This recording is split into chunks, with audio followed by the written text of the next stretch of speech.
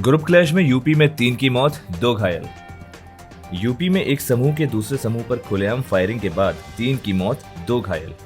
झड़प का कारण कथित तौर पर दुश्मनी है जो 2 समूह के बीच दुबकी हुई है। घायल को इलाज के लिए अलीगढ़ रेफर किया गया है। यूपी में वकील लापता, अपहरण का शक। यूपी के बुलंदशहर जिले में रहस्यमय परिस्थितियों में एक वकील गायब है। धर्मेंद्र चौधरी, एक प्रैक्टिसिंग वकील, रविवार रात 11:15 बजे से लापता हो गए। पुलिस जांच कर रही है और मामला जल्द ही प्रकाश में आएगा। कोविड-19 रोगियों को अब एम्बुलेंस सुविधा का लाभ उठाने की अनुमति नहीं। अस्पताल से छुट्टी पाने वाले कोविड मरीज अब अपने घरों तक पहुंचने के लिए एम्बुलेंस सुविधा का लाभ नहीं उठा सकते हैं। नए दिशा निर्देशों के अनुसार मरीजों को घर तक पहुंचने के लिए अपने स्वयं के परिवहन की व्यवस्था करने की आवश्यकता है। एमपी में 12वीं कक्षा का परिणाम आज दोपहर 3 बजे तक होगा। साथ ही साथ लैपटॉप खरीदने के लिए छात्रों को 25,000 देने के लिए सरकार ने किया वादा। मध्य प्रदेश में मेधावी छात्रों को उच्च शिक्षा को बढ़ावा देने के लिए राज्य सरकार की योजना के तहत लैपटॉप खरीदने के लिए 25,000 रुपए दिए जाएंगे।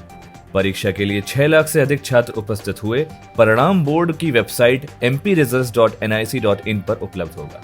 एक्सेलराई जमशेदपुर और दिल्ली में अगस्त से नया सत्र शुरू होगा। एक्सेलराई दिल्ली, एनसीआर और जमशेदपुर अगस्त 2020 के नए शैक्षणिक सत्र को शुरू करने जा रहा है। नए खोले गए दिल्ली कैंपस में जमशेदपुर कैंपस के समान अवसर और विशेषाधिकार होंगे, जिसमें सभी उच्च गुणवत्ता की शिक्षा और सर्वोत्तम संकाय के साथ परीक्षण होगा। भारत में 24 घंटे में कोरोना के 50,000 मामले दर्ज किए गए हैं, जो अब तक का सबसे बड़ा एकल दिन है। 704 मौतों के साथ पिछले 24 घंटे में 50,000 ताजा कोरोना वायरस मामले सामने आए हैं। भारत ने 32,771 मौतों और 4,85,000 सक्रिय मामलों और 9,70,000 रिकवर्ड मामलों के साथ 14 लाख का आंकड़ा पार कर दिया। पुलिस ने एटीएम लूटते हुए एक आदमी को धर दबोचा। नागपुर शहर में एक बैंक का एटीएम तोड़ने के प्रयास में 30 वर्षीय व्यक्ति को गिरफ्तार कर लिया गया। 30 साल के आरोपी को पकड़ने के लिए पुलिस एक सीसीटीवी फुटेज से गुजरी। ये घटना देर रात गुरुवार को हुई। भारत ने 47 और चीनी ऐप्स पर प्रतिबंध लगा दिया। साथ ही साथ प्राइवेसी चिंताओं के लिए 250 से अधिक अंडर स्कैनर हैं। भारत में उपयोगकर्ता गोपनीयता उल्लंघन पर 47 और चीनी ऐप्स प्रतिबंधित हैं। बताया गया है कि ये ऐप्स चीनी एजेंसीज के साथ भारतीय उपयोगकर्ता डेटा साझा कर रहे थे। अन्य 250 चीनी ऐप्स सुरक्षा और उपयोगकर्ता गोपनीयता के किसी भी उल्लंघन के लिए जांच के दायरे में हैं। अनलॉक 3.0, स्कूल और मेट्रोज रहेंगे बंद, सिनेमाघरों के खुलने की उम्मीद। अगस्त में शुरू होने वाले अनलॉकिंग के तीसरे चरण में स्कूल और मेट्रोज बंद रहने की संभावना है। सिनेमा सामाजिक सुरक्षा मानदंडों को बनाए रखने के लिए केवल 25% बैठने की क्षमता के साथ खोले जाएंगे। यमुना नदी फिर से प्रदूषित, दिल्ली ने लॉकडाउन से हुआ फायदा गंवाया। यमुना में रासायनिक पानी दिखाई दे रहा है। प्रदूषण का स्तर बहुत अधिक है। इस वजह से 3 जल उपचार संयंत्रों ने काम करना बंद कर दिया है।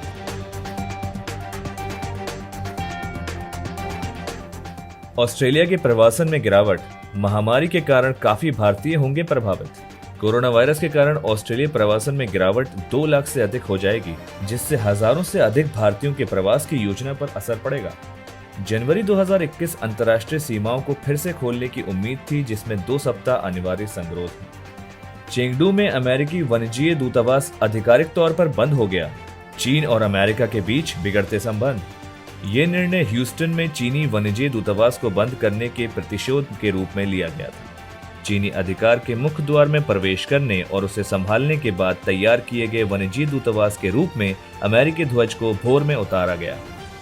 ट्रंप ने अपने से असहमत प्रदर्शनकारियों को आतंकवादी बताया। भारी सशस्त्र अमेरिका से चौंकाने वाले दृश्यों में अज्ञात सुरक्षा एजेंट नस्लवाद विरोधी प्रदर्शनकारियों को बिना किसी स्पष्ट औचित्य के गिरफ्तार कर रहे हैं।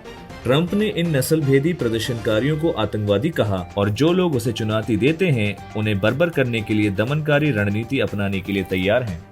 अप्रैल के बाद से वियतनाम पहले स्थानीय रूप से प्रसारित कोविड-19 मामलों का पता लगाने जा रहा है। महीनों में कोरोना वायरस के पहले मामले की रिपोर्ट के बाद वियतनाम में नई बीमारी से बचाव के सख्त उपाय लागू किए गए हैं। सभी विदेशी यात्रियों के वियतनाम जाने पर प्रतिबंध लगा दिया गया है। मास्क को अनिवार्य बना दिया गया और सभी गतिविधियों को मुख्य रूप से निलंबित कर दिया गया।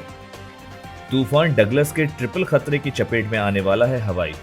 राष्ट्रीय तूफान केंद्र ने चेतावनी दी है कि तूफानी हवाएं नुकसान पहुंचा सकती हैं। राज्य में बाढ़ और खतरनाक रूप से उच्च ज्वार भी आ सकता है। आसपास के सभी काउंटियों में अलर्ट जारी कर दिया गया है। Like, share and subscribe our channel and follow us for more updates on our social media handle.